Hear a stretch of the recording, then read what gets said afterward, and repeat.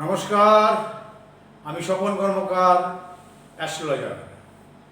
আপনাদেরকে আমি বলবো মকর রাশি জাতক জাতিকার পক্ষে জুন জুলাই আগস্ট মাস পর্যন্ত কেমন যাবে। যারা ব্যবসা করছেন, ব্যবসায়ীদের ক্ষেত্রে উপযুক্ত সময়, তাদের সফলতা, তাদের কৃতিত্ব, ব্যবসায় শ্রীবৃদ্ধি এবং বিদেশ থেকে আদান প্রদান, সুন্দর উন্নতি ব্যবসার পক্ষে। চাকরিজীবীর ক্ষেত্রে দারুণ সময় মকর রাশির পক্ষে। চাকরিজীবীকে পরিবর্তন এবং চাকরি ক্ষেত্রে বিদেশ যাত্রা, চাকরিজীবীর ক্ষেত্রে উন্নতি, গাড়ি বাড়ি সব পাবেন। স্বাস্থ্য নিয়ে তেমন কোনো চিন্তার কারণ নাই মকর রাশির পক্ষে।